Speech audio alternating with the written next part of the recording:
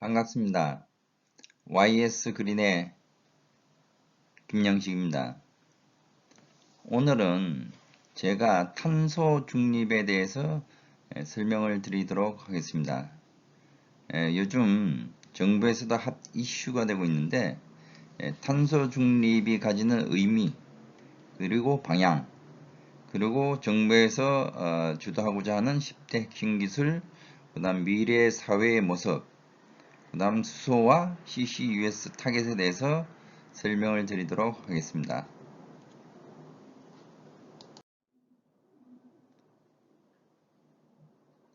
탄소 중립은 그 에너지에 대한 전환의 측면에서 보면은 석탄이 한 100년 정도 유지가 됐을 거예요. 그 다음에 이제 1901년도 1월 달에 텍사스 오일봉이 터지면서 석유 시대가 한 100년을 맞이했습니다. 그러면서 상당히 이제 효율적으로 경제 성장이 되었었는데 지금에 와서는 이것이 기후 위기라는 이런 측면으로 오히려 인간이 살아가는데 불이익을 주는 그런 존재로 지금 바뀌었습니다. 그래서 2015년 파리 협정을 통해서 이러한 기후 위기에 대한 대응을 좀 제한을 해보자, 바꿔보자.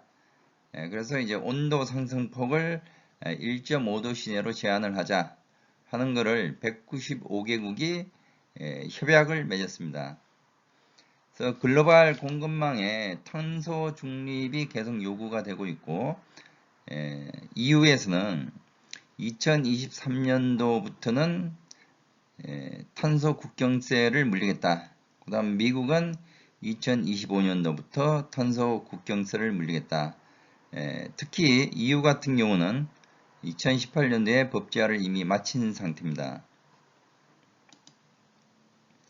그러면 이것이 반드시 기후위기로만 해석이 될 거냐? 사실은 그렇지는 않습니다. EU 같은 경우는 이미 탄소세를 기업들한테 걷고 있습니다. 그러다 보니까 제품에 대한 가격이 상승이 되고 상승이 되다 보니까 EU 같은 경우는 다른 나라, 다른 해외 제품과의 가격 경쟁력이 떨어질 수밖에 없습니다. 그거를 만회를 하기 위해서는 새로운 관세를 물려야 되는 거죠. 그게 이제 보호무역의 일종이고 그거를 하게 되는 것이 바로 이 탄소 국경세라는 이름으로 이제 나타난 겁니다. 그래서 한국도 2015년도에 파리 협정을 맺었지만 작년 10월 달 정부에서 이제 발표됐고 12월에도 마찬가지고 그다음 올해 들어서는 지난주 4월 16일부터는 뭐 탄소 중립 산업 전환 추진위원회 뭐 철강 쪽 그다음 석유화학 쪽 각종 산업별로 전부 다 이런 위원회들이 계속 생기고 있습니다. 그러면은 왜 이렇게 꼭 해야 되느냐? 바로 답은 탄소 국경세인데 탄소 국경세가 50에서 140억 유로가 아마 발생이 될 걸로 추정이 되고 있습니다. 돈으로 보면은 한 40조? 아니죠. 6조에서부터 한 20조 정도 사이가 발생이 될 걸로 예상이 됩니다. 그럼 어떻게 할 거냐? 이산화탄소를 가장 많이 흡입하는 것이 바다입니다. 바다를 포함해서 자연 친화적으로 바다나 습이나 갯벌 이런 거를 통해서 이산화탄소를 흡수할 수도 있고 안 그러면은 에너지 자체를 전환을 시키는 겁니다. 신재생 에너지의 수전해를 통해서 아예 이산화탄소가 발생되지 않는 그러한 에너지를 만드는 거죠. 그 다음 세 번째가 그냥 이산화탄소를 배출을 시키는 겁니다. 지금 우리가 이제 연결되어 있는 도시가스라든지 LPG 충전소를 그대로 활용을 하면 되는데 단 그거를 CCS, 카본 캡처 앤드 유틸리제이션 또는 카본 캡처 앤드 스토리지. 이 우리가 연결되어 있는 도시가스 이런 데서 나오는 메탄을 고온에서 크래킹을 시키면 거기서 나오는 게 이산화탄소와 수소가 나옵니다.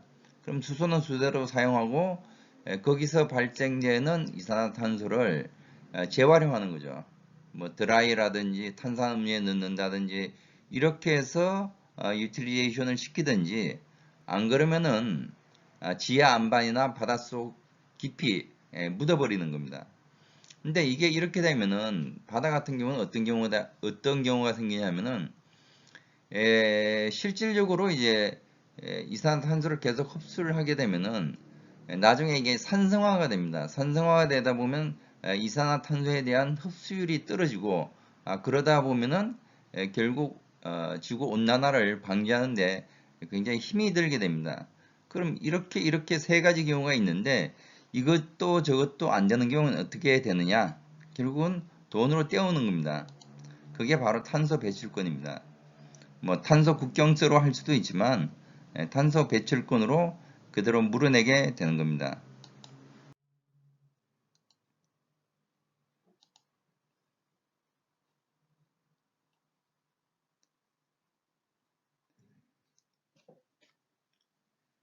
자, 온실가스 배출량을 18년도 기준으로 봤을 때 세계적으로 보면은 한 510억 톤 정도 됩니다. 근데 우리나라에서 나오는 게 한 7억 톤 정도로 예상을 하시면 됩니다. 그 7억 톤 중에서 산업군만 보면은 약 36%가 되는데 그 중에 철강, 석유화학, 시멘트 이 세 군데에서 차지하는 게 70%입니다. 결국은 이 산업들이 우리나라에서는 중추적인 역할을 하는데 가장 이산화탄소를 많이 배출하기 때문에 여기서 어떤 문제가 생기냐 하면은 여기에 관련돼서 나오는 제품들이 만약에 EU에서 탄소 국경세를 물리게 된다면은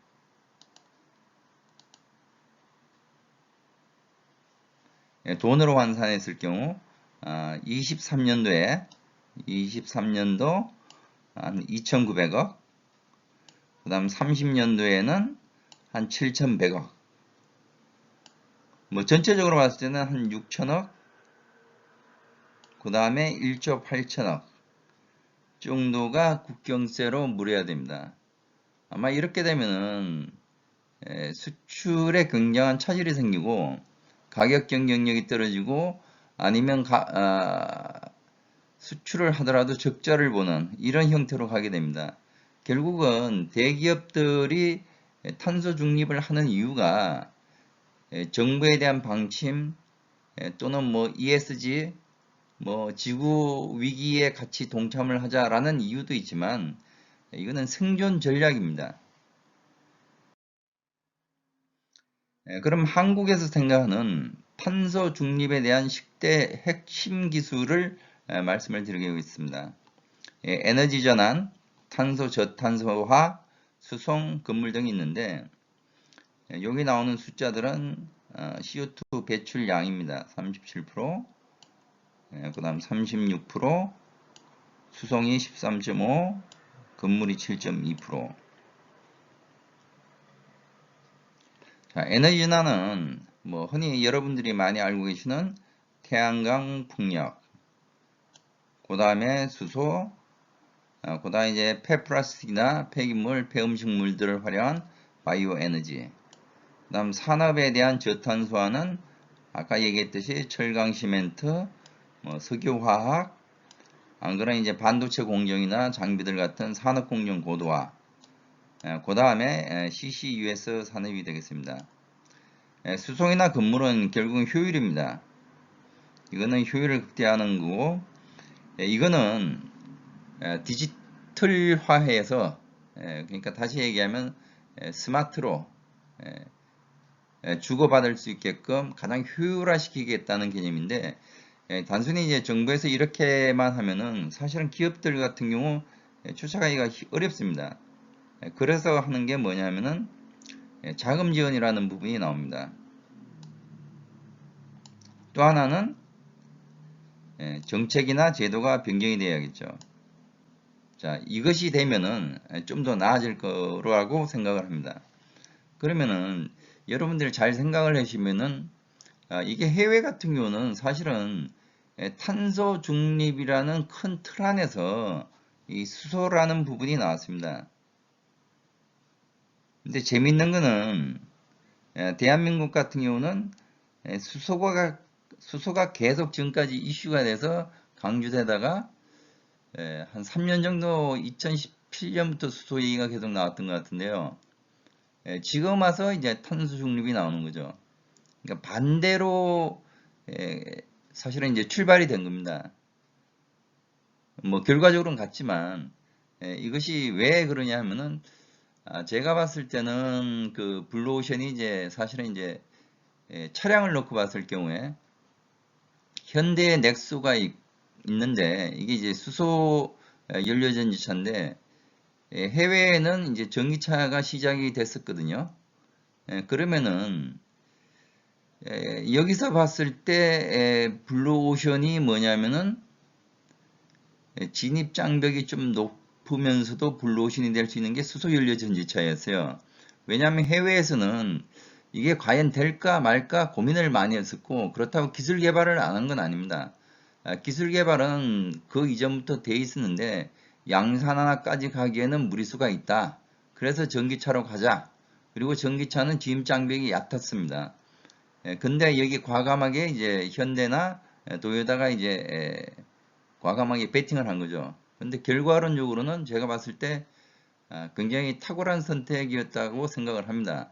물론 지금도 전기차에 이제 밀리고는 있지만 넥소가 바탕이 돼서 결국은 버스로 진행이 되고 열차로 진행이 되고 선박으로 진행이 되고 이런 과정들로 보면은 현대나 지금 이제 정부에서 하고 있는 수소를 먼저 밀었던 이러한 정책들이 나쁜 결과는 아니라고 생각을 합니다. 이 부분이 한국에서 생각하는 탄소 중립에 대한 미래 사회에 대한 모습입니다. 쭉 한번 보시면 될 것 같고요. 제가 원래 이제 뭐 수소를 전문으로 하다 보니까 그 10개의 핵심 기술 중에서 두 가지만 고르겠습니다. 그래서 일단 수소 부분. 수소는 생산과 저장 운송, 그 다음에 활용이라는 부분이 있는데 활용 중에서도 발전이 가장 심각하기 때문에 심각한 게 아니죠. 이 웨이트 밸류가 크기 때문에 이 부분을 따로 뽑아서 봅니다. 현재 수준이 어떠냐? 그린 수소가 13,000원, 부생 수소가 한 8,000원 정도 됩니다. 현재. 그 다음 저장 운송을 봤을 때 LOHC가 시간당 2노말 루벨을 최적이죠. 예. 지금 생산을 할 수 있고 수소 배관은 한 200kg로 지금 잡혀져 있습니다. 그 다음 발전은 킬로와트 시당 250원. 그 다음에 천연 가스 터빈은 지금 실증 중에 있고요. 그러면 앞으로 가야 될 목표가 뭐냐? 2030년도에는 3,500원, 40년도에는 2,500원. 굉장히 많이 내려갑니다. 이거는 사실은 이제 태양광하고 풍력 해외 같은 경우 캐펙스가 떨어지는 거를 보시면은 한 10배 정도로 떨어져 있습니다. 그래서 그 부분을 참고하시면은 사실은 이해가 좀 쉽게 될 수 있습니다. 캐펙스가 떨어지는 것뿐만이 아니라 전기요금도 사실은 굉장히 떨어졌습니다. 그래서 이거는 현실성이 있느냐 없느냐를 우리나라를 보는 게 아니고 미국의 사례나 유럽의 사례를 봤을 때 그 정도가 됩니다. 그래서 한국도 이렇게 잡은 걸로 저는 이해를 하고 있습니다. 그래서 이 부분은 불가능한 게 아니고 현실성이 있다라고 생각을 합니다. 그 다음에 이제 그 LOHC 같은 경우는 이제 시간당 이제 1000노말 루베, 시간당 1000노말 루베면은 한 90kg 생산을 하는 겁니다. 약 100kg. 시간당 100kg면은 1시간에 넥소를 20대 할 수 있는 그런 수준이 됩니다. 그 다음에 이제 그 2040년대는 장거리 배관망이나 수송선을 상용화하겠다. 그 다음 발진을 보면 단가를 이렇게 급격하게 떨어뜨려 보겠다 라는 게 이제 목표입니다. 그 다음에 CCUS에 대해서 마지막으로 설명을 드리도록 하겠습니다. 이거는 분류를 포집과 저장과 활용 세 가지로 나누겠습니다. 제가 나눈 건 아니고 이렇게 나눠져 있습니다. 현재 수준은 포집 비용이 톤당 60에서 70달러. 그 다음 저장은 100톤 시험 주입 중에 있고요. 그 다음 활용은 파일럿 실정 중에 있습니다. 이 목표는 2030년도에 톤당 30달러, 절반 수준이죠. 그 다음 50년대는 20달러. 그 다음 저장은 잠재 용량을 이제 좀 더 키우는 거고, 그 다음 대규모 저장을 하는 겁니다. 그 다음 활용 쪽을 보시면은 25년도까지는 기술적으로 선진국의 90%까지는 달성을 해보겠다. 그 다음에 40년도 되면은 기술은 당연한 거고 이제 가격까지도 경쟁력을 확보를 해보겠다 하는 게 탄소 중립에서 CCUS가 가지는 목표입니다. 예, 오늘은 탄소 중립에 대해서 간단하게 이렇게 말씀을 올리도록 하겠습니다. 예, 감사합니다. 김영식입니다.